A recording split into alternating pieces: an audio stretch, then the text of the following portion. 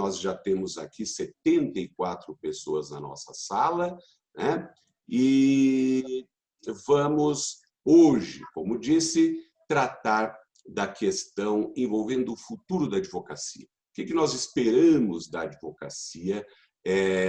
Nós queremos pensar aqui juntos, refletirmos, dialogarmos, ouvirmos essas professoras que são especialistas nessa temática da advocacia colaborativa, porque parece-me que o momento é efetivamente de termos menos litígio e mais composição, mais possibilidades de diálogo, mais possibilidades de fugirmos das dificuldades que todos conhecemos da judicialização.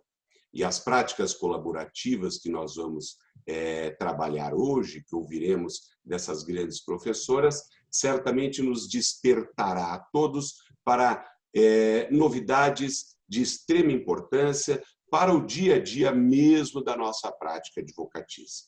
Eu sou um entusiasta da advocacia colaborativa, sempre preferi, sempre conversei com os meus alunos, com as pessoas que gosto dentro do direito e também fora dele, dizendo que evitem o litígio, conversem, coloquem-se à disposição para o diálogo, que com certeza encontrarão melhores soluções para questões difíceis, inclusive.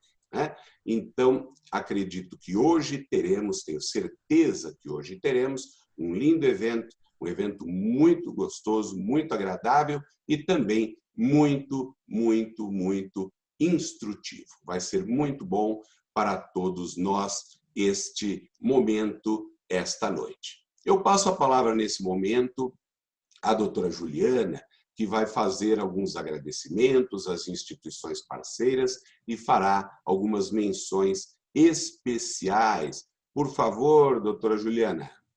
Boa noite a todos. Que ótimo estarmos todos aqui, momento diferente, né? Nova fase, nova adaptação. Bom, primeiramente agradecer à ESA e ao OAB Paraná, né, pelo apoio ao evento, a disponibilização do Zoom, tudo esse apoio a esse trabalho, e especialmente ao Dr. Cássio Teles, né, nosso presidente, que é um super trabalhadora, né, da área da advocacia, uma pessoa apoiadora da forma da advocacia colaborativa. Agradecer a doutora Albina dos Anjos, que é presidente da OAB da subseção de Apucarana, por ter feito questão de trazer essa nova forma de trabalho para a nossa região aqui do interior. Agradecer a doutora Heloísa Moreno, coordenadora do curso de Direito da FAFIMAN. Agradecer a doutora Fabíola Cristina Carreiro, também conselheira da subseção de Apucarana e professora da FAP, a Faculdade de Apucarana. Agradecer a participação dos estudantes de Direito e de Psicologia da Univel, da Tuiuti e da Unicuritiba. Sejam todos muito bem-vindos e parabenizar essas professoras, coordenadoras dos cursos, que fizeram questão de trazer os seus alunos a participarem dessa nova prática de trabalhar com direito. Então, o importante dessa situação, o motivo principal desse nosso evento, trazer essa forma visionária de trabalhar a advocacia, trabalhar com o direito, né? Então, para isso, para nós entendermos um pouco isso, faz necessário a gente voltar um pouquinho no passado, né? Se nós considerarmos a nossa época lá de crianças, né, estava considerando os nossos pais, os nossos avós, né? Naquela época, raríssimas as pessoas que tinham processos no judiciário. Inclusive, né, se nós observarmos, isso era até vergonhoso, né? As pessoas tinham vergonha de falar que tinham algum processo, né? E o processo o judiciário, ele ficava exatamente para trabalhar com litígios grandes, né? Grandes problemas, situações que ultrapassavam aquela situação do negócio, do fio do bigode, das tratativas, que era a grande prática da época, né?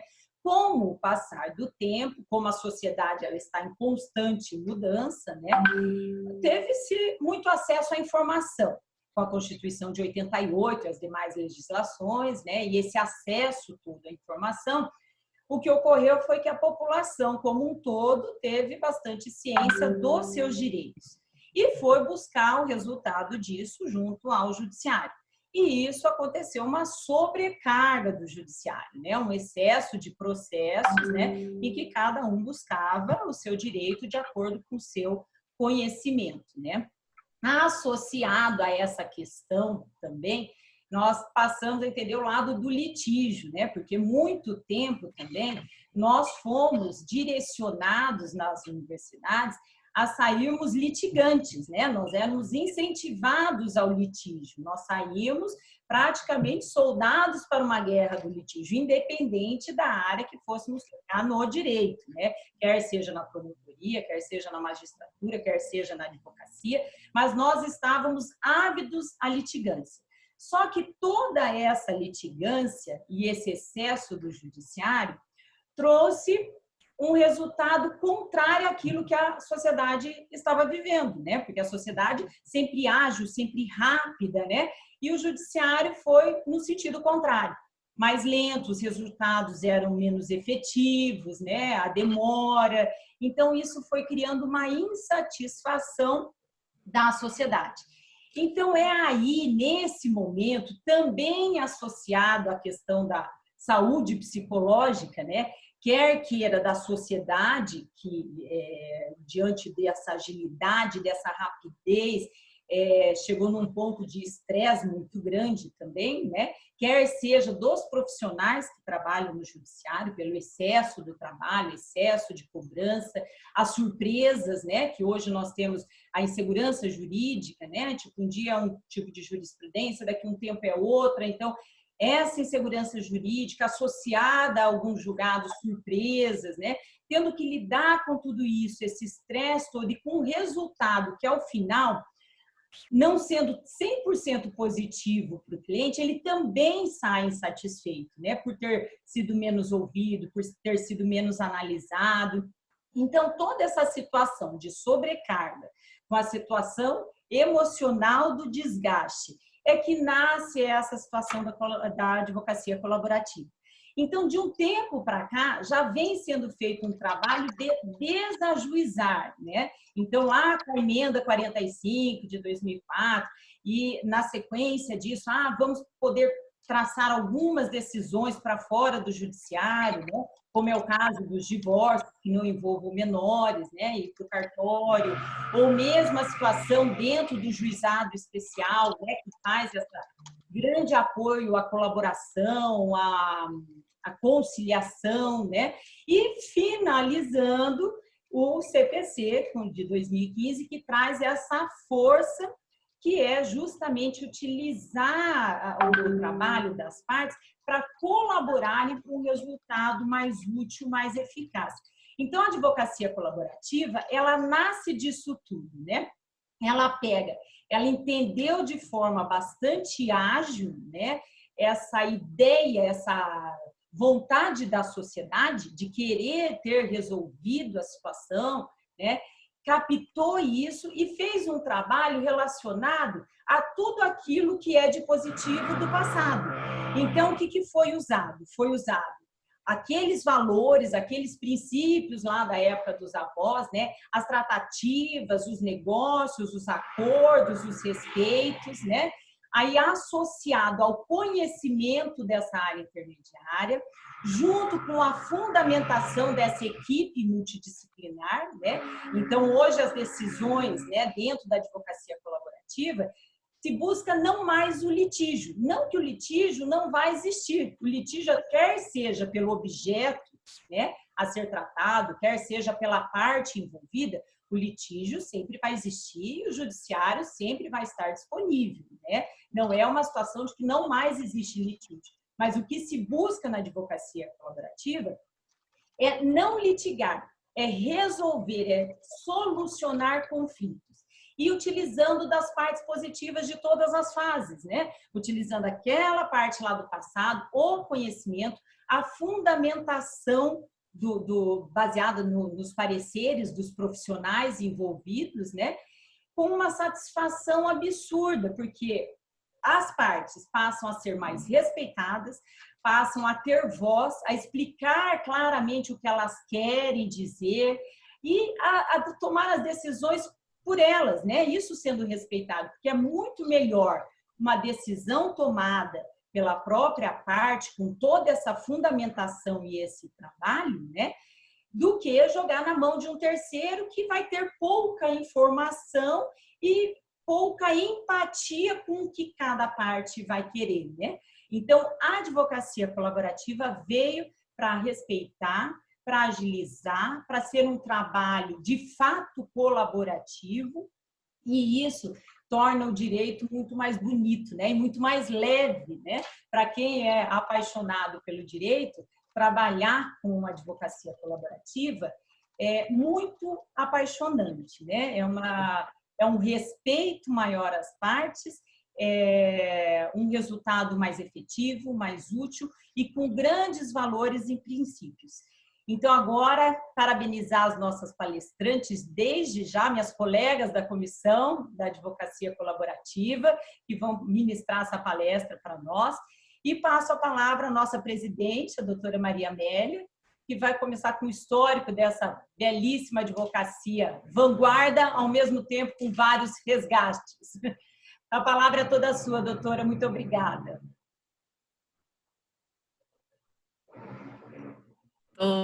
Sejam todos muito bem-vindos. Esse é o futuro da advocacia, a advocacia do consenso.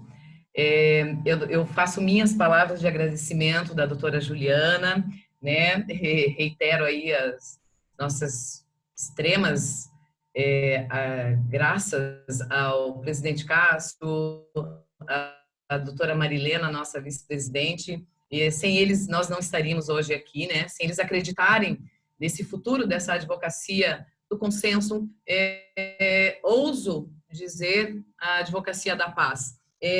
Agradeço particularmente a doutora Alexandre, que vai mediar essa nossa conversa, a doutora Cíndia, que vai detalhar o que são as práticas colaborativas. Eu vou falar para vocês de um histórico mais antigo, né? Da onde surge isso. E, particularmente, também a doutora Daniele Dyer, que vai trazer para nós o papel do profissional da saúde mental, né? Que é um papel muito peculiar e um grande diferencial na advocacia colaborativa, nas práticas colaborativas. Pois bem, o que eu trago para vocês? O nosso panorama atual, né? Eu sei que todos estão aí muito sensibilizados, estamos compartilhando um momento histórico excepcional. Excepcional e ouso dizer extraordinário. Nós não, desde a Segunda Grande Guerra Mundial, o mundo nunca antes tinha passado por uma situação tão, como eu já disse antes, extraordinária. Segundo a Organização Mundial, né, das Nações Unidas e a Organização Mundial da Saúde, hoje nós vivemos o maior desafio desde a Segunda Grande Guerra. O que traz para nós hoje esse cenário, né? Esse cenário, que é um cenário de crise, de insegurança, ele traz mudanças. Então, desse momento tão extraordinário, desse momento tão singelo, o que nós podemos tirar de bom, né? É a mudança. E a mudança, ela pode ser positiva. Hoje estamos aqui, como bem me lembrou o doutor Alexandre, virtualmente. Nós, humanos, necessitamos do outro. Nós nos reconhecemos no outro, né? Como diz o sociólogo Boaventura de Souza Santos, eu me reconheço a partir da perspectiva do outro. Eu me torno humana ou humano a partir da perspectiva do outro. Então, essa ausência de contato físico, essa ausência de contato pessoal, tá modificando as nossas relações. Isso já vinha acontecendo antes num ritmo mais lento. E isso vem se apresentando num contexto da jurisdição, do nosso sistema de justiça, numa velocidade assustadora, né? nós temos uma tendência a resistir às mudanças. A doutora Daniele vai poder aprofundar um pouco mais isso na fala dela, talvez esteja me antecipando, mas nós resistimos às mudanças. O judiciário, o sistema de justiça resiste às mudanças. A prática colaborativa como método de solução de conflitos, ela veio para mudar a forma como nós enxergamos o conflito, para além das outras formas de resolução de conflitos, como a mediação, como a conciliação, como a arbitragem, que são métodos que já estão, de certa forma não digo de verdade, legislados, né? Já existe uma legislação que regula como é que vai funcionar. As práticas colaborativas ainda não estão regulamentadas e me questiono se seria necessário, porque, de fato, como eu vou rapidamente expor, né, para todos, ela já existe no nosso sistema jurídico e existe na nossa sociedade desde muito tempo atrás. Na minha pesquisa, preparando essa palestra, eu me deparei com o direito romano. Na faculdade, eu gostava muito de direito romano porque é a nossa origem, né? É a base do nosso sistema jurisdicional, do nosso sistema legal. E ela dizia o seguinte, que desde sempre nós fizemos composições, desde sempre nós resolvíamos os nossos conflitos a partir do diálogo, a partir da conversa com o outro. E em algum momento da história, nós deixamos de exercer essa autonomia da vontade, esse protagonismo, e transferimos esse poder para o judiciário. Tem um lado positivo e tem um lado negativo. O lado positivo é, ok, eu transfiro o meu poder de resolução do meu conflito para um terceiro, um extraneus, que não tem, que vai, em tese, é para ser imparcial e que vai decidir da melhor forma para ambas as partes. Só que esse sistema, com o passar dos anos, ele não se mostrou tão eficaz. Por quê? Porque é um sistema de ganha-perde. Alguém ganha e alguém perde. Isso teve consequências, né? O que gerou? Gerou o quê? Um sistema jurídico como um todo, um sistema educacional jurídico em que os advogados, os bacharéis em direito, os estudantes de direito são formados para litigar. O bom advogado é aquele que ganha a causa para o seu cliente. Mas o que é ganhar a causa? O que eu trago para vocês, né? Principalmente para os estudantes de psicologia, de direito, que estão chegando hoje, que vão chegar no mercado de trabalho, o que vocês vão encontrar no futuro? O que vocês querem encontrar? Né? Profissionais que ganham a causa. O que é ganhar a causa? O que é mais importante? É você resolver o conflito? Você veja, Mahatma Gandhi dizia o seguinte, que o bom advogado é aquele que resolve o conflito, não é o que ganha a causa. Nós somos educados para ganhar a causa. Eu mesma, durante muito tempo, fiquei dizendo assim, poxa, mas como é que eu vou me sentir feliz se eu estou ganhando uma causa, mas eu estou deixando alguém no prejuízo? Né? As práticas colaborativas, como uma nova metodologia de resolução de conflitos, elas se propõem ao ganha-ganha. Nem eu vou ganhar 100%, nem eu vou perder 100%. Vai haver um ganha-ganha. Ninguém vai sair 100% satisfeito, não. Mas a gente vai minimizar o dano. Essa é uma ideia, acho que basilar da composição. É o mínimo de dano para os envolvidos. Você veja que na prática, né, na prática jurídica, a gente sempre trabalhou com partes. Quem são as partes? É Maria contra João. É João versus Maria. Na prática colaborativa, não existe esse versus e não existe o contra. Não falamos em partes, falamos em envolvidos. São pessoas, são seres humanos que estão envolvidos num conflito. Né? Veja só, podem pensar, a prática colaborativa é uma grande novidade. Por quê? Porque ela vai trazer uma coisa que, com o passar do tempo, foi compartimentada. Morin nos fala, quando ele fala da compartimentação do saber. Em algum momento da história, vamos falar lá, Leonardo da Vinci era arquiteto, era engenheiro, era matemático, era historiador, era filósofo. Quer dizer, em algum momento da história, os saberes foram compartimentados. Então, aquele saber que um estudioso ele tinha de várias disciplinas, essas disciplinas foram compartimentadas. Então, quem estuda direito vai só lidar com direito. Ok, a especialização tem seu valor. Quem é psicólogo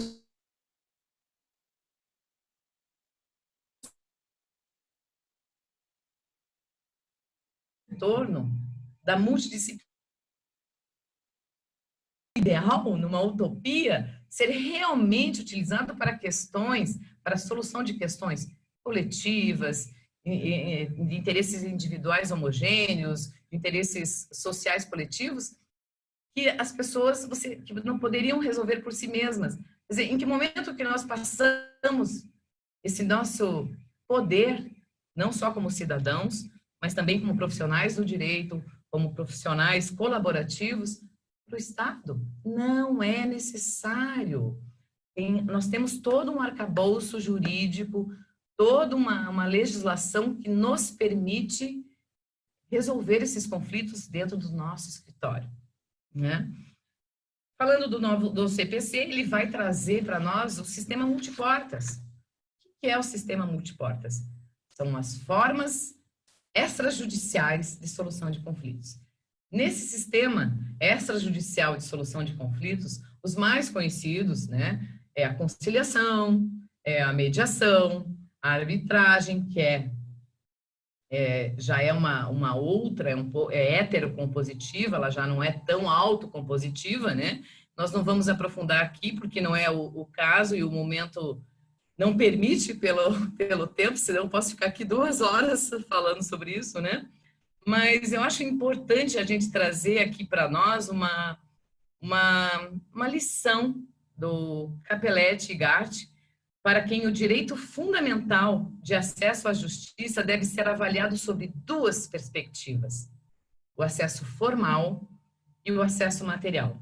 Ele nos diz o seguinte: o acesso formal implica na possibilidade de ver o seu problema efetivamente apreciado pelo Poder Judiciário, por intermédio de uma ação judicial. Mas, quando ele diz sobre o acesso material, ele vai dizer o seguinte: que o acesso à justiça pode ser alcançado pela via judicial, ok? Mas também por intermédio de outras formas de solução de conflitos. Uma negociação, a conciliação, a arbitragem, a mediação, entre outras. E no nosso caso aqui, pelas práticas colaborativas. Pois muito bem. Eu não sei como é que está meu tempo aí, porque, como diz um colega, dá a voz para o advogado, dá o verbo, ele pega o verbo e não solta mais. Tá tranquilo, Alexandre? Estou quase encerrando aí, não quero invadir, né, demais a paciência de vocês. Bom, nesse momento de que a gente necessita de atender a necessidade do que hoje está se apresentando por esse momento extraordinário que nós vivemos.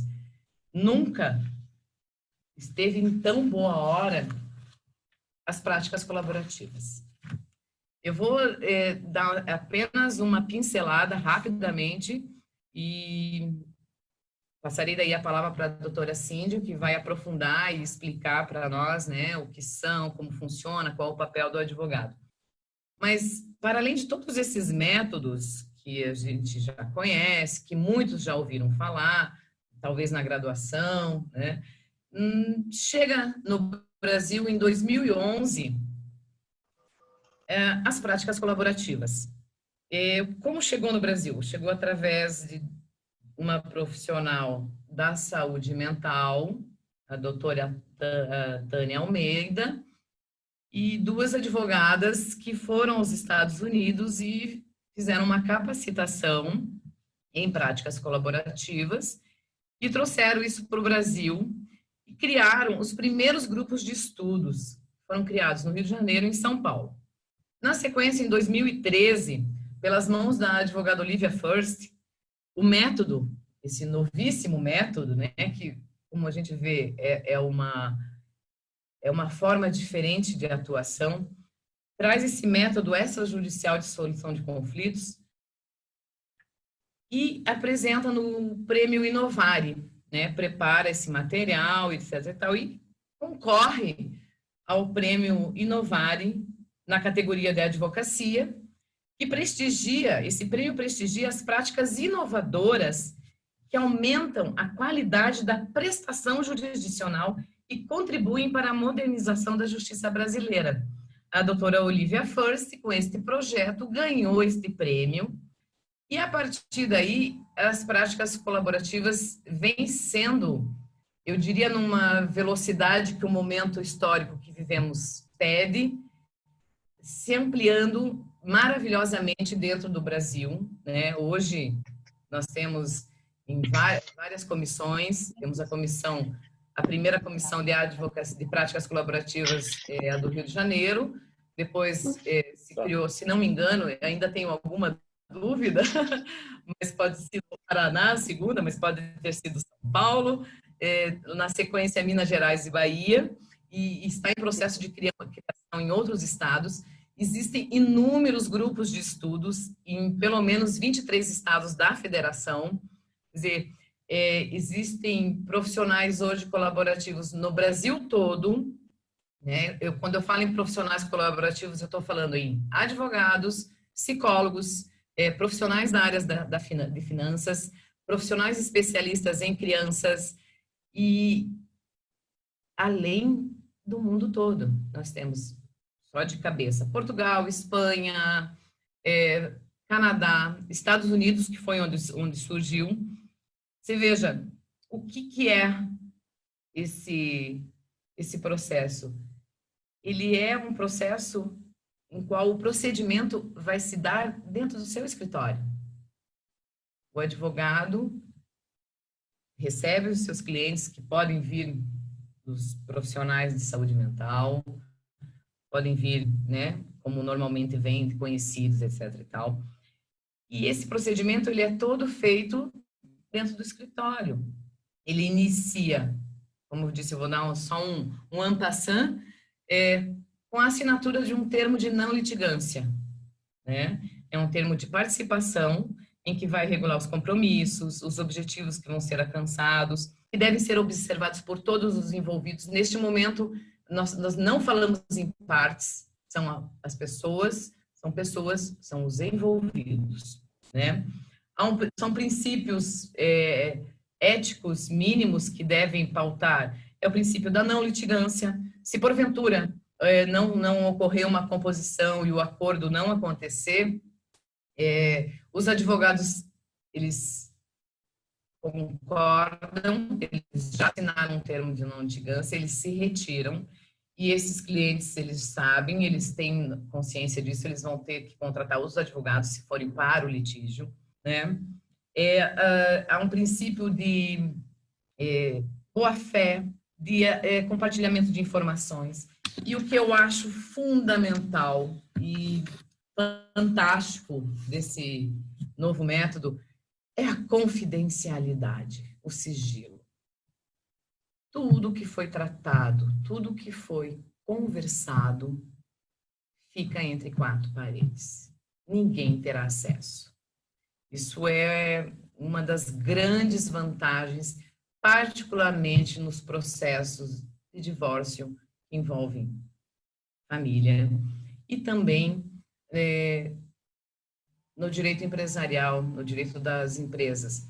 Veja que, segundo estatísticas, 90% das empresas brasileiras são compostas por famílias.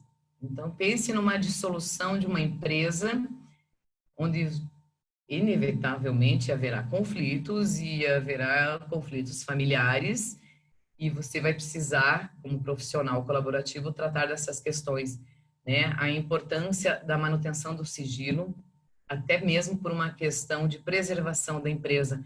Então, as práticas colaborativas, elas se revelam como um método muito eficaz, inovador, ao mesmo tempo, já com a sua regulamentação genericamente prevista em lei. Não acredito na necessidade de uma legislação, né, de novo, passar para o Estado, regulamentar algo que já existe no próprio ordenamento jurídico, instrumentos que validam isso, né, que validam a legalidade do processo colaborativo. Se observa hoje, né, eu acho que todos concordam que nós vivemos um momento único que requer soluções únicas. Não podemos mais, eu diria, sendo muito ousada, aceitar que outrem venha dizer para nós, né, quer seja como cidadão, quer seja como profissionais, o que é melhor para nós. Eu acho que é mais do que necessário, é urgente e necessário que os profissionais colaborativos, que os advogados, particularmente, assumam de vez o seu já esquecido papel de solucionador de conflitos e deixe somente para quando absolutamente necessário o ajuizamento de ações. Espero não ter superado o espaço de tempo que foi para mim reservado. Peço vênia aqui, né, com um momento de juridiquês, mas eu agradeço a todos, muito obrigada pelo seu tempo. Devolvo a palavra para o nosso querido doutor Alexandre, e a questão é a seguinte: nós somos capazes, nós podemos mudar. E a mudança, né, parafraseando, já nem me lembro quem, talvez Mahatma Gandhi, eu acho, que nós sejamos a mudança que nós queremos ver no mundo, né? A mudança começa em nós. Muito obrigada pelo seu tempo. Por favor, doutor Alexandre. Muito obrigado, Palmas. Muito obrigado, professora Maria Amélia, doutora Maria Amélia. Belíssimas palavras, instigante palestra que nos coloca aqui a refletir efetivamente sobre a necessidade de transitarmos efetivamente desse modelo de judicialização, desse modelo de disputa, desse modelo cansativo, caro e difícil que é o do processo judicial. Nós temos que partir efetivamente para esse desapego que infelizmente ainda toma conta de quase toda a nossa advocacia. Nós temos que partir efetivamente para a conversa, para esses métodos, para essas novas formas de ver o direito e as nossas funções. Para continuar falando sobre isso, eu passo a palavra, então, para a nossa querida professora Cíndia Nara Postal, que vai nos passar aí as estratégias, as técnicas, outras tantas informações maravilhosas que estamos ansiosos para ouvir. A palavra é sua, Cíndia. Obrigada, professor Alexandre. Eu preciso dizer de antemão que é uma honra para mim compartilhar dessa oportunidade com vocês, colegas e amigos tão brilhantes.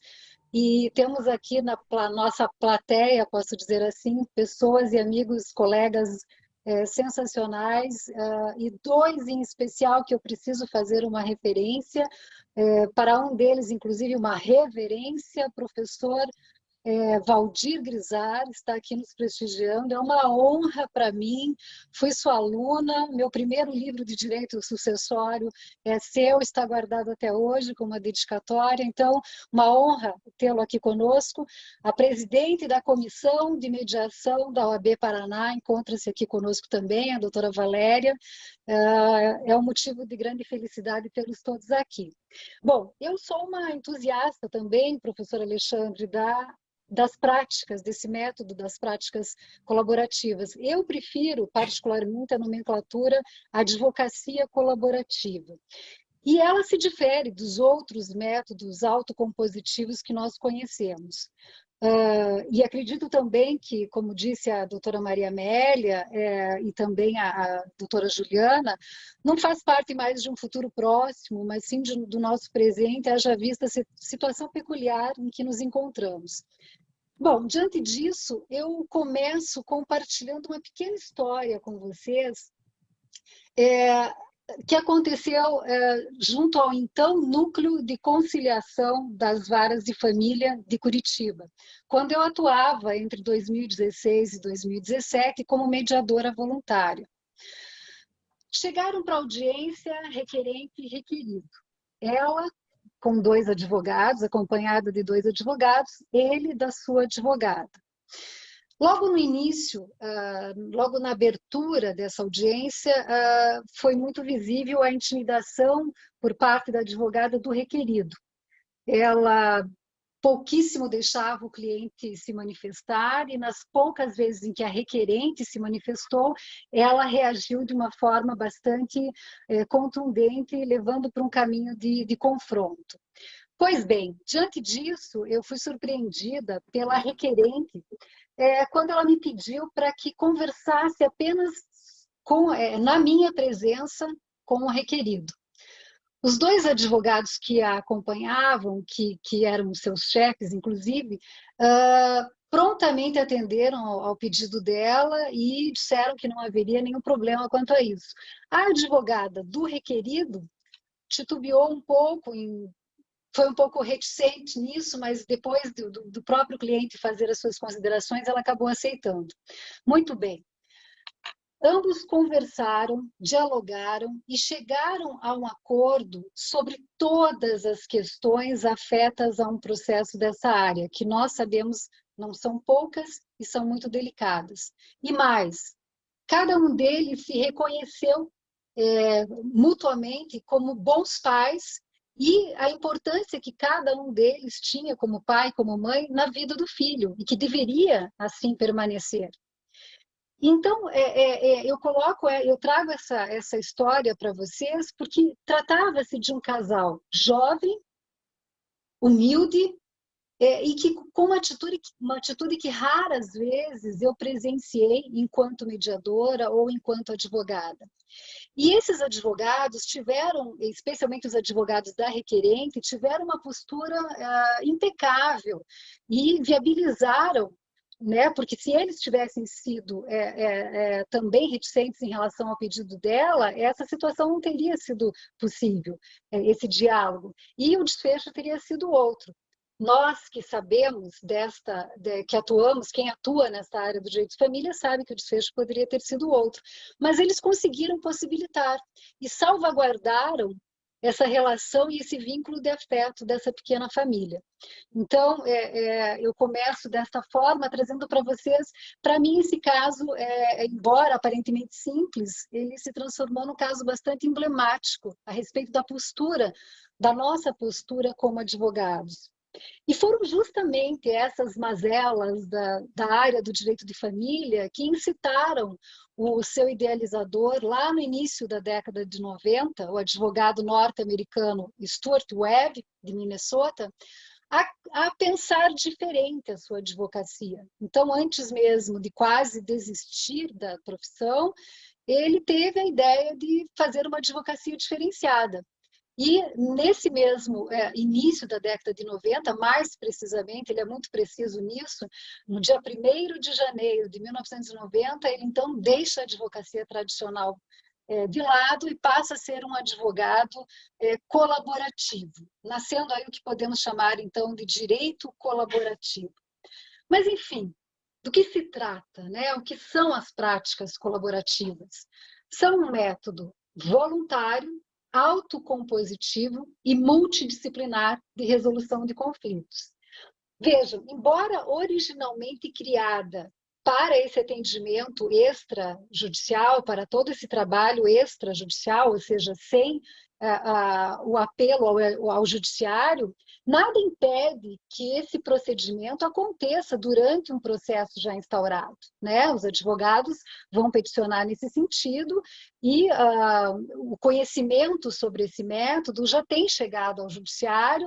Então, claro que em alguns centros mais do que em outros, como São Paulo, Rio de Janeiro, essa possibilidade da suspensão do processo enquanto é feito esse procedimento extra-autos é totalmente viável. E com origem nessa área do direito de família, como a doutora Maria Amélia bem colocou, ela não é adstrita, o método das práticas colaborativas não é adstrito somente à área do direito de família. Ela foi muito bem recebida na área empresarial, na área do direito sucessório, em relação a questões do direito do consumidor, enfim. Sempre que houver uma relação continuada, as práticas colaborativas podem ser muito bem utilizadas. E o que caracteriza essencialmente esse método, essa advocacia colaborativa? É o termo de não judicialização.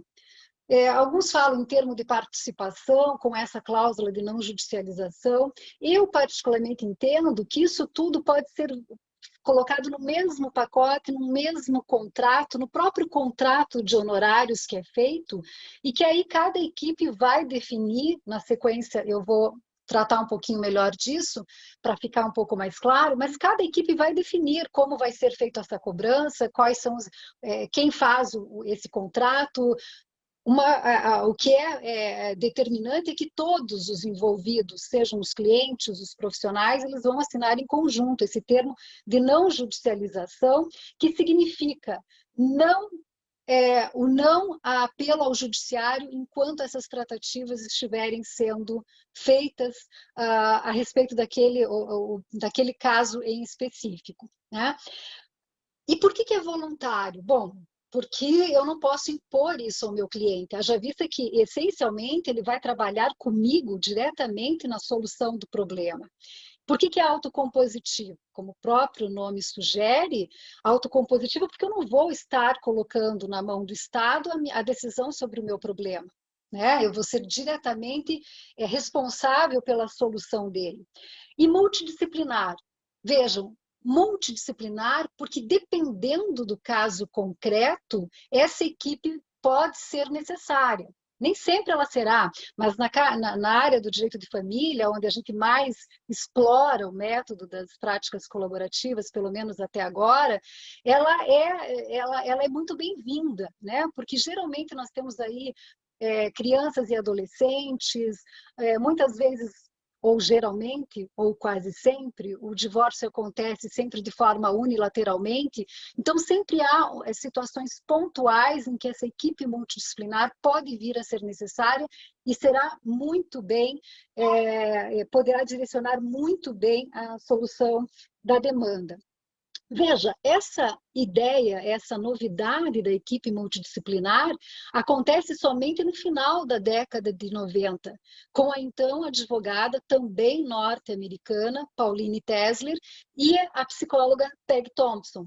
Ambas criaram, então, essa ideia de uma equipe ainda mais especializada, trazendo essa possibilidade de outros especialistas, não apenas advogados. Então, psicólogos, o que eu também prefiro a nomenclatura, orientadores da causa, especialistas em finanças e demais especialistas que venham a ser necessários no dirimir dos trabalhos. Esses aspectos, essas curiosidades, essas questões mais afetas à equipe multidisciplinar propriamente, a minha amiga Daniele Dair vai brilhantemente falar com vocês na sequência. Mas para a configuração desse, então, atendimento através da advocacia colaborativa, subentende-se que eu preciso, pelo menos, da figura, da presença de 2 advogados. Né? Porque senão ela se trata de uma outra forma consensual, então, propriamente, mas há sempre essa questão de cada cliente com o seu próprio advogado, né? E algumas curiosidades que nós, como estamos já há algum tempo estudando o método e eventualmente aplicando ou tentando aplicá-lo na prática, têm sido reiteradas. Algumas questões de imediato podem surgir como dúvidas. A primeira delas, a necessidade de homologação desse acordo firmado extrajudicialmente por todos os envolvidos, veja, depende do caso concreto, depende, se for uma ação, se for um objeto que tenha que passar pela fiscalização do Ministério Público, do crivo do Judiciário, como são praticamente, ou quase todas, ou muitas delas, muitas das causas na área do direito de família, certamente precisará de uma homologação judicial, e somente nessas situações, né? Outra pergunta que surge, e se não houver esse acordo? Veja, não há uma garantia de resultado, e nem pode, né? Não havendo a efetivação desse acordo, é aquela questão do termo de participação. Eu estou me comprometendo a participar desta forma de atendimento, deste trabalho especificamente, neste formato. Então, eu assinei ali que eu vou participar de um processo, de um procedimento onde eu vou trabalhar na construção de um acordo, não litigando, não vou utilizar as informações trazidas à mesa de negociação de outra forma que não seja para resolver esta questão em específico, e não havendo ao final o acordo, eu simplesmente, todos os profissionais vão se retirar e não vão poder atuar judicialmente. Isso por uma questão, veja, dos princípios já falados pela doutora Maria Amélia, o maior deles da boa-fé, né? Outros que eu vou citar aí na sequência, mas eu não vou poder seguir como advogada desse caso, se eventualmente esse acordo não ser efetivado ao final. E aí, apenas um parênteses, a questão dos honorários, né, que foram recebidos, que foram tratados para esse atendimento, terão que ser devolvidos? Veja, aí cada profissional vai fazer tem a sua forma de cobrar honorários, de fazer o seu contrato para viabilizar isso. Eu entendo que se foi feito um contrato de honorários englobando tudo isso para um atendimento extrajudicial e que lá no final eu não posso garantir esse resultado, não é uma ciência, não estamos aqui falando de uma ciência exata. Esses honorários, que eu posso considerá-los pro labore, então, não tem razão de serem devolvidos, né? A menos que eu tenha colocado alguma cláusula de ad êxito, aí é outra coisa, mas aí nós, como advogados, temos essa consciência de como fazer, de como elaborar esse contrato para não termos essa dificuldade na sequência. No mesmo caminho, ali, na mesma sequência dessa problemática dos honorários, alguns perguntam, veja, mas eu como advogada cobro X para protocolizar uma ação de divórcio, eu vou ter que cobrar menos porque eu vou fazer um procedimento extrajudicial? Veja, eu não entendo dessa forma, e eu devolvo, inclusive, essa pergunta talvez com outra. Por que razão os honorários deveriam ser menores nesse atendimento da advocacia colaborativa, se eu vou utilizar de um trabalho imenso durante a negociação, se eu vou, inclusive, produzir provavelmente um resultado muito melhor e mais célere para o cliente? Então, sob o meu ponto de vista, não há que se falar em honorários menores, mas, claro, aqui volta-se ao que eu disse no início dessas tratativas sobre honorários. Cada profissional tem a sua visão sobre isso e tem a sua condição de cobrar X ou Y, né?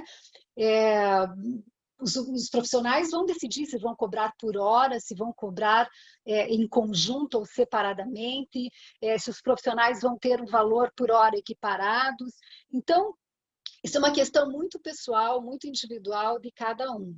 E uma pergunta importante, talvez, nesse sentido, quando o cliente traz esse questionamento para nós, é o seguinte: depois de todas as ponderações, enfim, porque ao final, dependendo como o profissional atua, mas ao final quem vai definir qual é o método vai ser o cliente, qual é o método que ele quer ser atendido, que ele consegue ser atendido, né? Mas uma pergunta talvez a ser feita para o cliente é: quanto custa a sua paz? Na sequência, uma das dúvidas que também estão reiteradas, qual é a garantia? Vejam que uma pergunta está diretamente relacionada à outra, né? Qual é a garantia dessa cláusula de não litigância dentro de um termo de participação, ou seja, dentro desse contrato? O termo de litigância está basicamente alicerçado no nosso Código de Ética da OAB. Lá no artigo 2º, parágrafo único, incisos, onde ele trata, entre outros deveres, né, a boa-fé, a lealdade e o bom zelo pela boa reputação dos nossos próprios nomes, né? Então, é importante ter em mente que esses profissionais, sejamos nós advogados, psicólogos, financeiros, especialistas em outras áreas, nós fazemos parte de uma comunidade, como estamos hoje aqui, né? Nós estamos, um acaba conhecendo o outro, inclusive indicando, e nós, havendo dentro desta equipe alguém que descumpra esse termo de não litigância, isso automaticamente vai marcar esse profissional doravante. Então, não há como ele se manter dentro desta comunidade de profissionais que atuam desta forma, para receber, inclusive, futuras indicações, se ele eventualmente quebrar uma dessas cláusulas. Em tese, nós, como advogados sabemos que na quebra de um contrato nós podemos recorrer ao judiciário, né? Mas aqui agora, então, inclusive eu faço quanto a essa natureza jurídica do termo de participação, do termo de não litigância, fica aqui já, professor Alexandre, um convite de surpresa, né? O doutor Alexandre doutor em Direito, professor, coordenador do mestrado da Univale, para nós agendarmos uma conversa específica sobre essa questão do contrato, deste contrato, né? Eu tenho certeza que o professor irá nos brindar com uma fala brilhante e com muita propriedade. Então, eu já vou pular esse ponto, não vou me arriscar a emendar qualquer afirmativa. E uma última pergunta, dentre tantas que são feitas, mas, né, que se repetem, pode ser estabelecido também, né, na sequência, pode ser estabelecido, então, uma multa no caso de descumprimento do termo de não litigância? Veja, novamente, não me parece razoável, né, nós falarmos em cláusulas penais, que seria o caso, quando nós falamos num processo colaborativo. Tudo indica que ele estaria fadado já ao fracasso desde o início, né? Se nós assim pensássemos. Então, nós, até onde, né, nós participamos e trocamos ideias, até onde eu entendo, essas cláusulas penais não fazem sentido. Por quê? Porque para a advocacia colaborativa há uma palavra que é fundamental: disponibilidade. É de fundamental importância. Por quê? Porque os profissionais precisam se dispor a dialogar, precisam se dispor a trabalhar em equipe e se despir do confronto, necessariamente, respeitando os princípios que a gente sempre repete, da confidencialidade, da autonomia das vontades e da boa-fé. Falando especificamente agora do advogado colaborativo, ou continuando a falar, ele é especialmente importante dentro deste contexto, dentro dessa nova prática, haja vista que, não diferentemente dos demais profissionais, ele precisa passar por uma mudança de paradigma. Né? Ele tem que, o advogado, nós como advogados, estamos habituados a dizer o direito e a elaborar a solução, enquanto o nosso cliente está ainda falando sobre o problema. Né? Mas nós temos que mudar esta chavinha e, ao invés disso, acionarmos outras habilidades. E a primeira delas é de uma escuta ativa.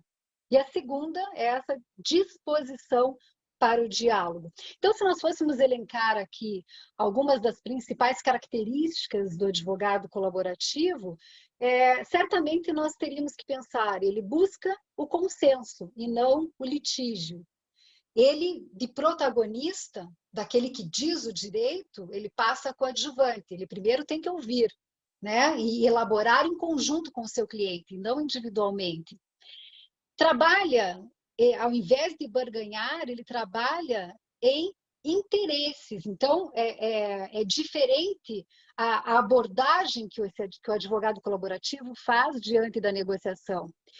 E tem uma coisa que é fundamental e que às vezes as pessoas têm alguma dúvida a respeito disso. O advogado colaborativo é sim parcial, porque ele vai continuar atendendo aos interesses específicos do seu cliente, as necessidades e interesses do seu cliente. E aqui é o divisor de águas para diferenciar da mediação, que muitos, às vezes, no primeiro momento, podem achar se tratar da mesma coisa ou de algo muito parecido. Aliás, a mediação é uma ótima ferramenta para quase tudo, né? E então, só para concluir essa questão do advogado colaborativo, ele protagoniza um atendimento diferente, humanizado, inclusive no ambiente profissional que ele oferece para esse cliente, né? Detalhes, como diria um arquiteto chamado, eu tenho que verificar o nome porque é um arquiteto suíço, chamado Mies van der Rohe, espero ter pronunciado corretamente. Ele fala que Deus está nos detalhes, nos detalhes, nos detalhes. Então, começa-se pela mesa redonda que você vai oferecer na sua sala de reunião, e aí cada um tem a sua própria forma de elaborar um ambiente que esse cliente perceba que ele está diante de uma nova perspectiva de trabalho ali. Isso é muito importante. E uma das curiosidades que quem está começando agora ou começando a ter interesse agora nas práticas colaborativas é como que se dá o atendimento dentro desse método, dentro da advocacia colaborativa. Veja, no primeiro momento, você vai receber o seu cliente no seu escritório, vai ter esse primeiro contato, vai avaliar com ele quais são as necessidades, os interesses, toda essa questão, e depois vai fazer outras reuniões em conjunto, separadamente, traz uma equipe multidisciplinar, elabora, a equipe conversa em separado com o seu cliente. Cada equipe de profissionais vai formatar conforme o caso concreto, né? E vai trabalhar ali com um número de reuniões aproximado, que se supõe serem necessárias, com um período de tempo aproximado, porque isso pode ser menor ou pode se prolongar um pouco. Então, isso é muito... cada equipe, cada profissional vai encontrar a sua forma de trabalho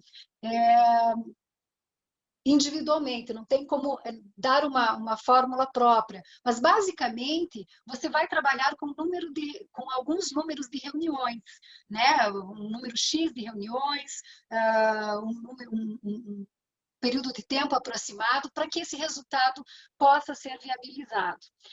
E só para complementar o que a doutora Maria Amélia colocou em relação ao histórico, as práticas colaborativas formam também uma grande comunidade internacional através da International Academy of Collaborative...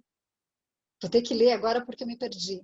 International Academy of Collaborative Professionals. Ela tem sede em Phoenix, nos Estados Unidos.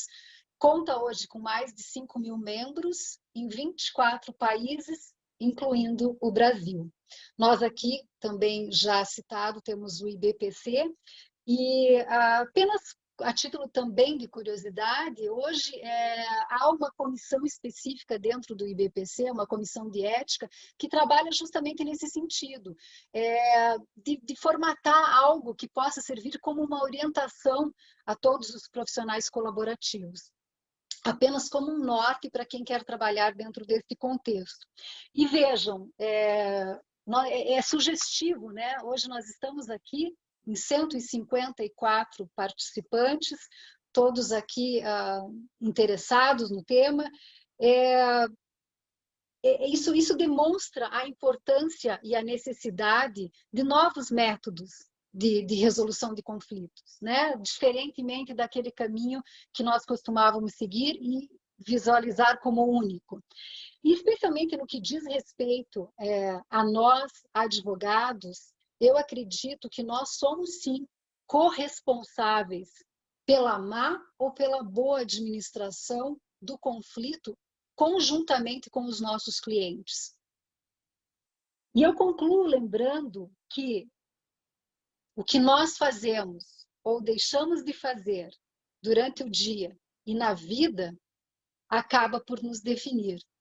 Nas palavras do nosso querido Zygmunt Bauman, ele diz o seguinte: nós somos responsáveis pelo outro, estando atentos a isto ou não, desejando ou não, torcendo positivamente ou indo contra.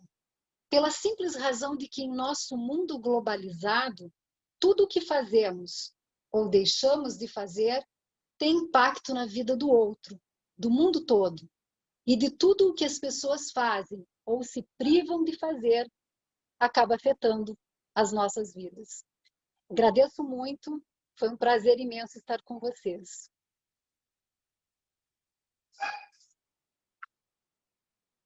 O microfone. Muito bem, palmas, muito obrigado, muito obrigado.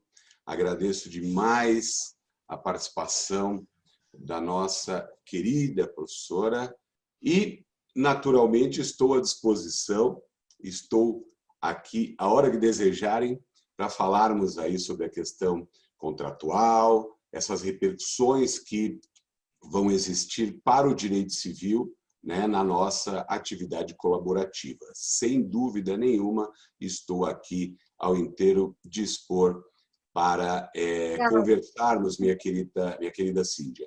Bom, vamos lá, então, agora vamos passar para a nossa última palestra da noite,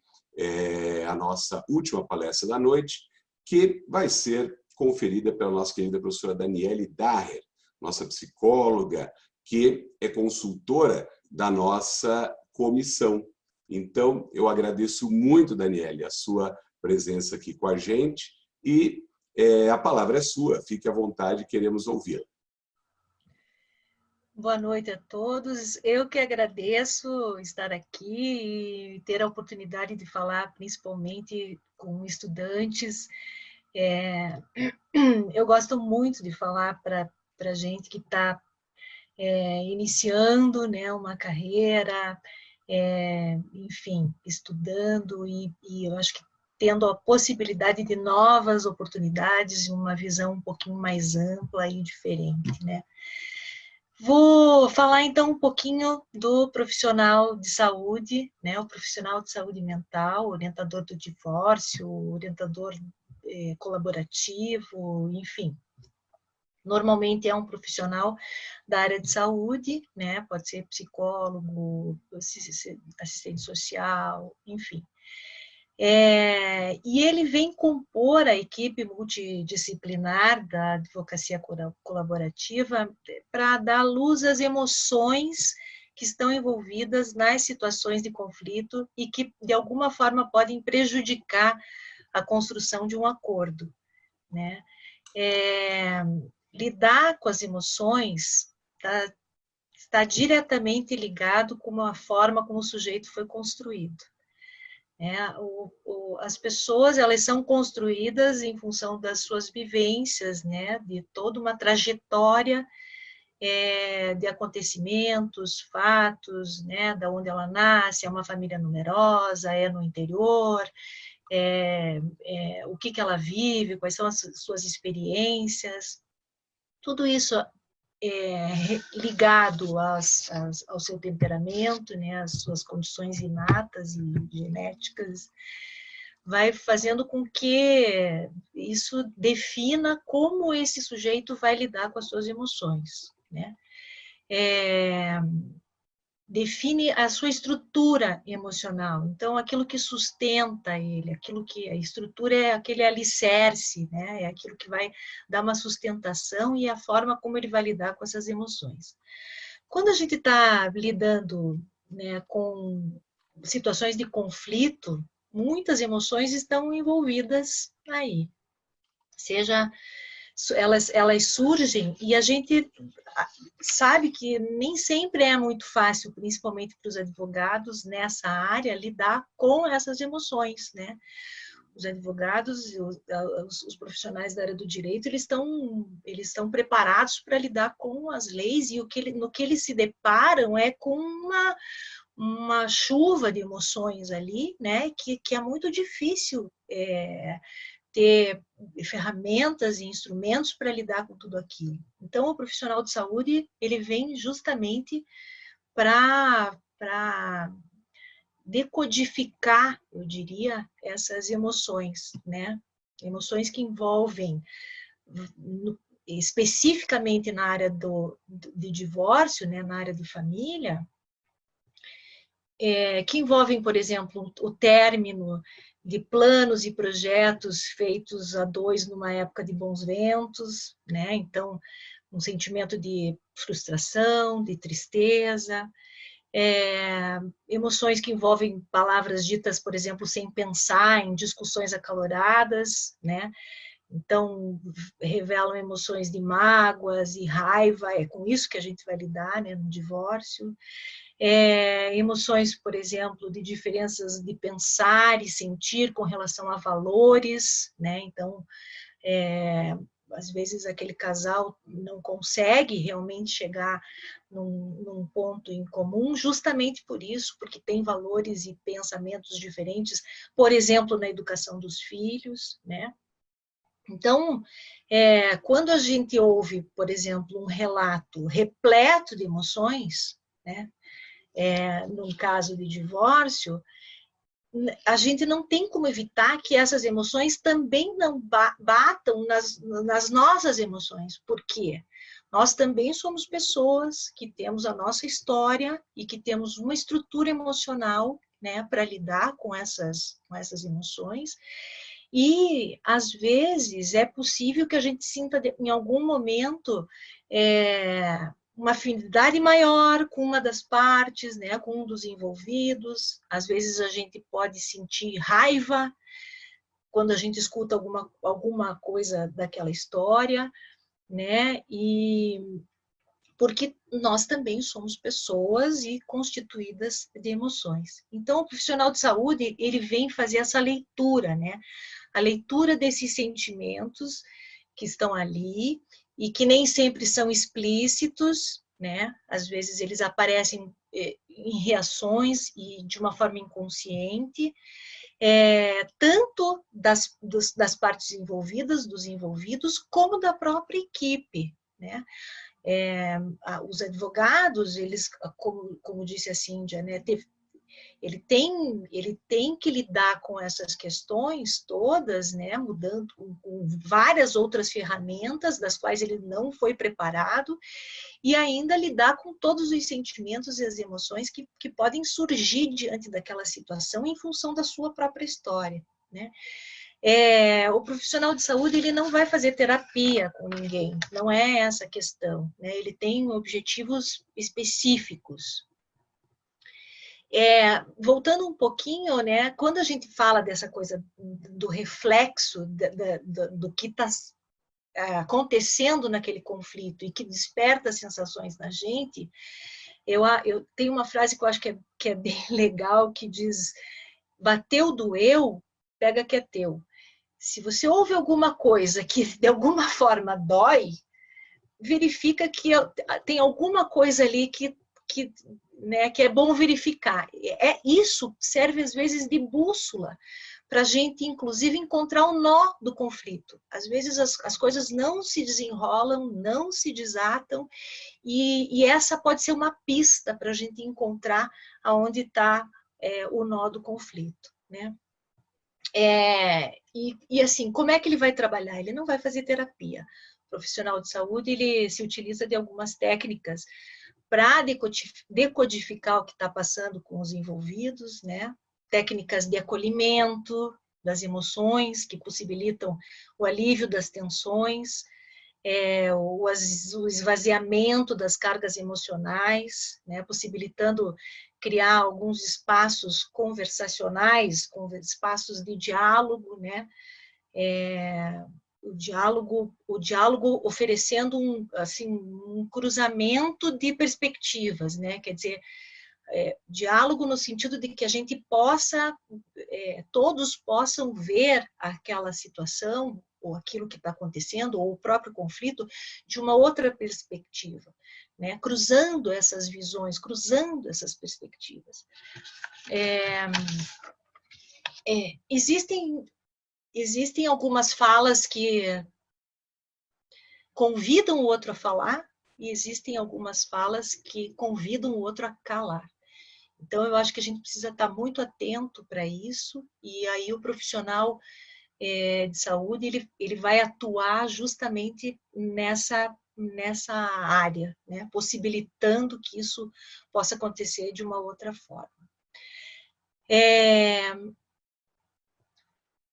Nessa construção do diálogo, né? Possibilitando a construção do diálogo, é importante que eles descubram, então, como conseguir seguir em frente, né, elaborando um projeto de futuro, né? A melhor maneira de se prever o futuro é criá-lo, já dizia Jung.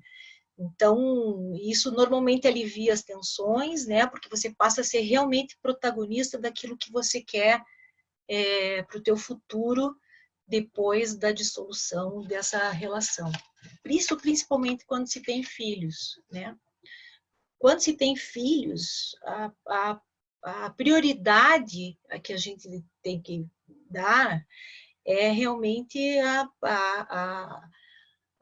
posição das crianças, né? Quer dizer, uma dissolução de um casamento que estabeleça uma relação sustentável, duradoura, a longo prazo, porque existem crianças, né, que vão crescer e essa relação de coparentalidade ela vai permanecer, né? O casal não vai mais existir como casal, mas vai continuar existindo como pais daquela criança. Então é fundamental. Acho que essa é a cereja do bolo nessa metodologia, né? É a possibilidade de você construir um futuro, né? De bom relacionamento, que se sustente, que tenha o menor dano emocional para as crianças, né? E quando se trata de crianças, então, né, às vezes na situação de conflito, o casal, dentro das suas dores, não consegue enxergar as consequências desse conflito para as crianças, né? Então, nessa hora também, nessa metodologia, a gente pode recorrer a um especialista infantil, né, ou infanto-juvenil, ou de crianças e adolescentes, onde ele pode lidar, né, e dar espaço e voz para essa criança, onde essa criança vai poder colocar as suas dores para fora, né, colocar suas dúvidas, seus medos, os seus desejos, sem precisar ter medo de estar traindo um dos pais, ou tendo que fazer algumas alianças com o outro. Então, eu acho que o profissional especialista em criança e adolescente também tem essa metodologia, também tem essa vantagem, né, de ter esse apoio às crianças, que eu acho que é o principal. E um neutro financeiro, né, quando as questões são patrimoniais. Essa seria a equipe montada para lidar com, principalmente nas questões de família. Como a Juliana falou, é uma metodologia nova. Para a psicologia também é uma novidade, apesar de a gente já estar estudando há 6 anos e ter todo esse tempo que as meninas já citaram de chegada no Brasil, né? Mas é uma metodologia de mudança de paradigma, para a gente, para os profissionais de saúde e para os advogados, mas de uma forma, aí pessoalmente falando, apaixonante, porém muito desafiadora, porque não se tem certeza de nada, não se tem regra nenhuma, no sentido de que a gente não sabe exatamente como a coisa vai funcionar, porque depende muito mais dos protagonistas, que é realmente quem está vivendo o conflito, né? A gente não tem o controle da situação, né? Isso é um pouco angustiante, é importante trabalhar isso,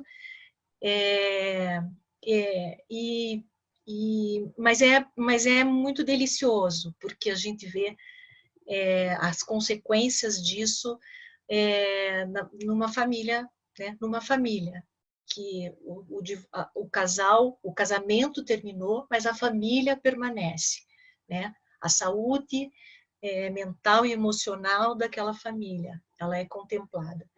Então, é desafiador, mas é apaixonante.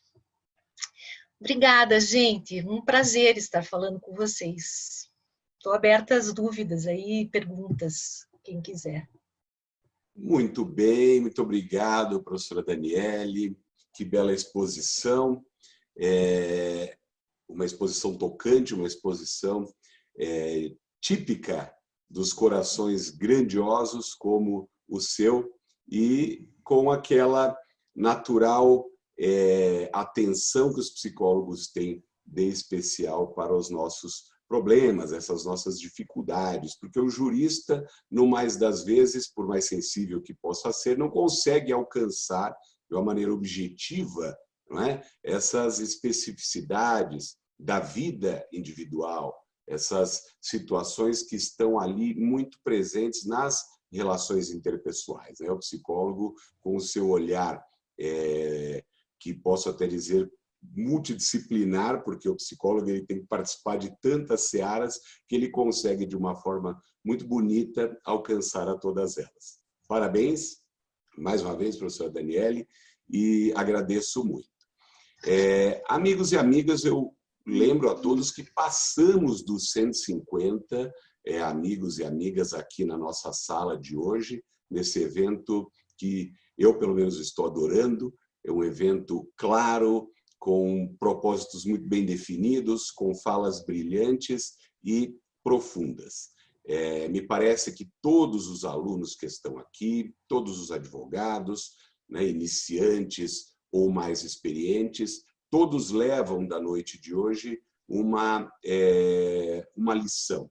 A lição que foi pontuada nas 3 palestras, que é a lição, naturalmente, da necessidade de nós pensarmos no consenso, da necessidade de nós pensarmos mais e mais em tentar resolver o problema do nosso cliente e não arrumar um novo problema para o nosso cliente, que é o processo. Eu percebo que, muitas vezes, o advogado, para poder fazer jus a honorários, para poder justificar, em alguma medida, o seu trabalho, lhe parece mais adequado buscar o ajuizamento de ações e buscar, como nós já vimos, o litígio. Essa é da nossa cultura, faz parte, como bem disse a professora Maria Amélia, da forma como nós fomos ensinados. Se vocês perceberem bem, as grades das instituições de ensino do direito, pouquíssimas delas têm alguma disciplina de métodos consensuais. Todas elas, no entanto, têm disciplinas de processo, disciplinas de prática processual e não prática das buscas consensuais de solução, né, dos conflitos. Então, me parece até que é equivocada, acho que todos concordam aqui, que é equivocado falar em formas alternativas. Nós não temos nada de alternativo nas formas consensuais. As formas consensuais, elas são, sim, as que primeiro deveriam ser objeto da nossa atenção. Então, não tem nada de alternativo aqui. Nós percebemos que uma série de legislações ao longo do tempo tentam fazer com que nós primeiro tentemos uma composição para depois ajuizarmos ações. Assim é na Justiça do Trabalho, assim foi tentado, inclusive, pelo novo CPC, mas, lamentavelmente, nem todos conseguem captar essa mensagem tão importante que hoje está aqui sendo muito bem deixada pelas palestras de vocês. Então, quero parabenizar mais uma vez, quero agradecer mais uma vez a todos os amigos e amigas que estão aqui conosco e faço esse agradecimento na pessoa do nosso professor, do nosso querido amigo aqui já mencionado, professor Valdir Grisart, né?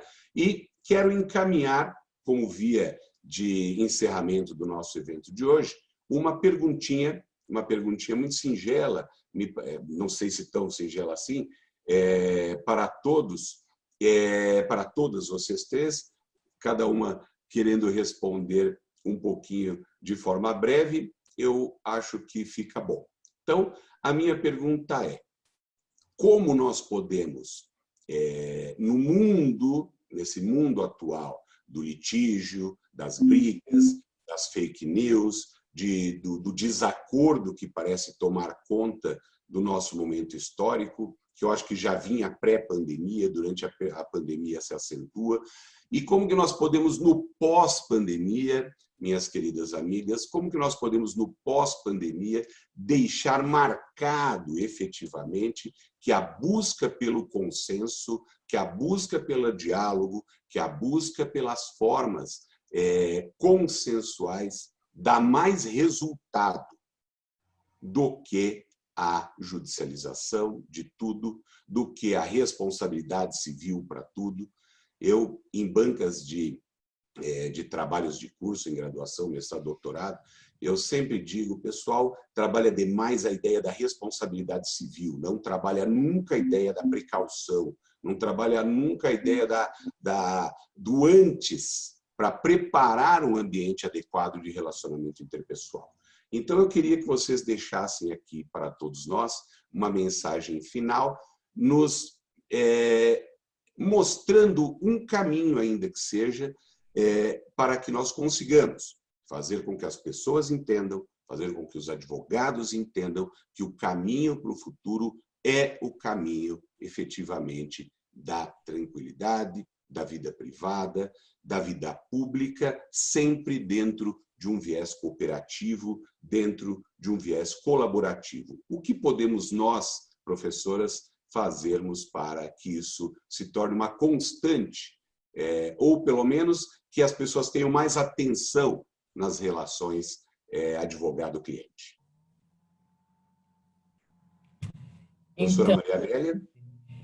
Ouvindo a sua pergunta e tentando aplicar o que eu aprendi, ouvindo a nossa colega e psicóloga, a doutora Liliane Sabag, que está nos prestigiando, nas primeiras palestras que nós apresentamos lá pela comissão, nós trabalhamos muito no primeiro ano da nossa gestão com as soft skills, com as habilidades que não são aprendidas no curso de Direito, que até acho que na faculdade de Psicologia, a Daniela talvez possa falar um pouquinho sobre isso, mas nós não aprendemos isso na faculdade de Direito. São aquelas habilidades emocionais. E a primeira palestra era a escutativa. Eu acho que a gente, para fazer essa mudança, essa virada de chave, ouvir. Quando você recebe um cliente, né, os estudantes, os profissionais iniciantes, a primeira coisa, atenção. Atenção no que você está ouvindo. Um cliente chega, vem contar a história, você já é tão automático, a gente fica, artigo tal, a gente já faz um processo mental, ação tal, eu posso entrar com essa ação, com ela. Calma. Vai fazer isso? Você vai. Você foi educado para isso. Então, tomar essa consciência, parar, ouvir e pensar. Qual a forma que eu posso prevenir de que este conflito, que esta pessoa, né, que antes de ser cliente é uma pessoa, está chegando ali, qual é o conflito realmente? o que realmente ela quer. Porque muitas vezes ela chega com uma história e se você imediatamente vai aplicar o direito, né? É aquela assim, narra-me factum dabo tibius, né? Me narre o fato que eu te darei o direito. Calma, vamos pensar, vamos ouvir. Então, a minha sugestão para os novos advogados, para os jovens advogados, também para os psicólogos, que nunca é perdido, né? Ouçam com atenção, façam uma escuta ativa e, para os estudantes de direitos, façam filtro. Vão fazendo filtro. Aprendam o direito, mas lembrem que a advocacia preventiva é a missão prímima do advogado. Tá hoje tá lá no Código de Processo Civil. É dever do advogado achar uma solução dos conflitos sem recorrer ao judiciário. Está no nosso Código de Ética, no Estatuto da OAB. Então, é esse meu conselho. Promover a escuta ativa e a advocacia preventiva. É saber ouvir, não é, minha gente? Saber ouvir é uma grande virtude. Saber ouvir é uma grande virtude. É um aprendizado eterno. Doutora Cíndia, o que nos diz a respeito disso, querida? Não conseguimos ouvi-la.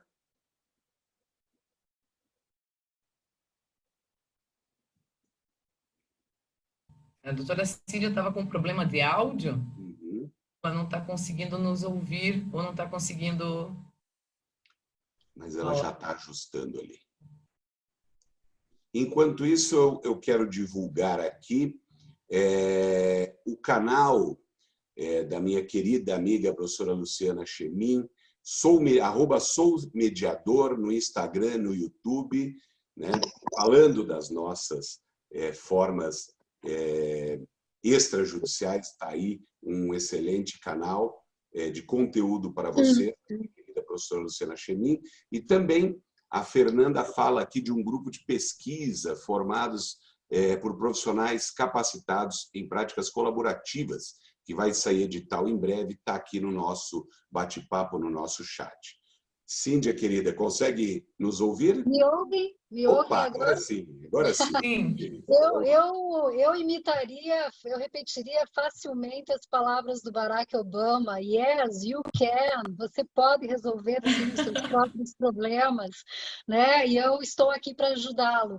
Mas tirando um pouco a brincadeira de lado, eu trago uma frase dele que eu acho que arremata bem aquilo que nós precisamos ter em mente, nós como profissionais e nós como cidadãos.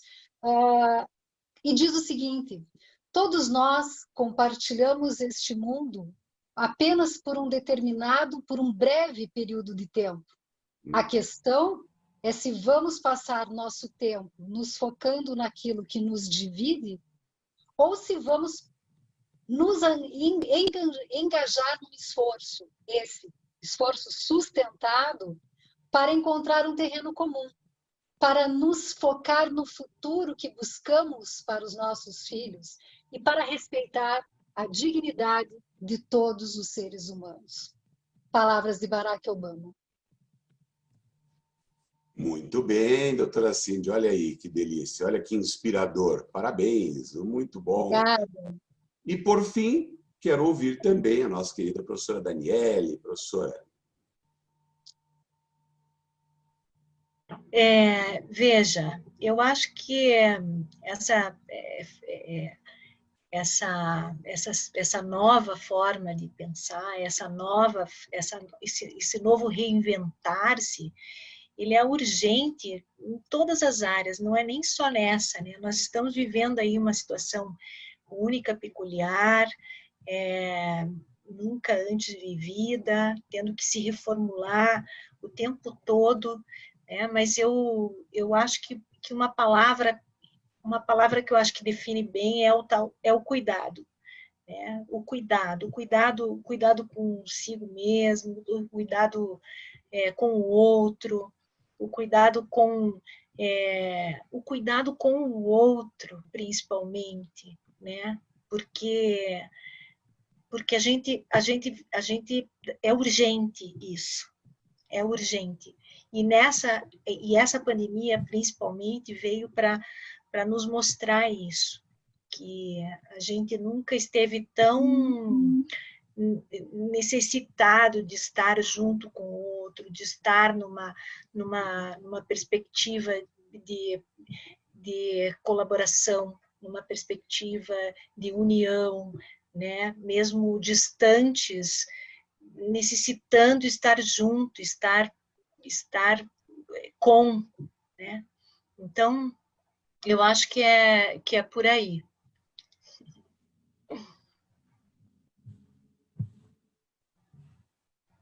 Aqui a tive. Mais uma vez, parabenizar a doutora Daniele e dizer aqui, como palavras finais, em vias de encerramento mesmo, por mim eu ficaria aqui a noite toda ouvindo vocês, porque está uma delícia, está verdadeiramente gostoso estar aqui, está agradável, está leve, está muito bom. Mas nós, infelizmente, temos que trabalhar a perspectiva constitucional do direito aos alimentos, né? Já se aproxima a hora do jantar e vejo algumas carinhas aí com fome, não é? Então, já eu libero vocês todos. Mas eu queria só deixar uma última palavra que significa algo em torno da ideia de esperança. A mim parece que a pandemia ela não pode ser vista com os olhos do negativo, com os olhos do ruim. Porque se assim fizermos, nós vamos nos autossabotar, nós vamos sofrer, nós vamos fazer nossas famílias sofrerem, as pessoas que amamos sofrerão. Nós temos que tentar, a mim parece, pelo menos, olhar essa pandemia como um momento mesmo, que foi dito pelas nossas palestrantes, de aproximação, um momento de reflexão, de voltar-se para dentro e ver o que nós temos de melhor para oferecer para o outro, né? A alteridade, a perspectiva da empatia, a necessidade de entendermos que nada acontece por acaso e que se essa pandemia está entre nós, ela tem que servir para um propósito bom. Ela tem que servir para nos fazer evoluir.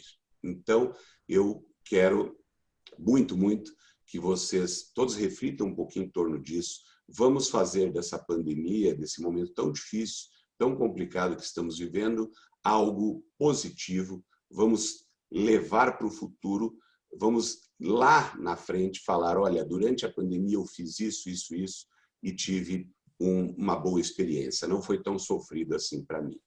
Eu poderei dizer daqui a um tempo que um dos pontos altos da pandemia para mim foi ouvi-las na noite de hoje.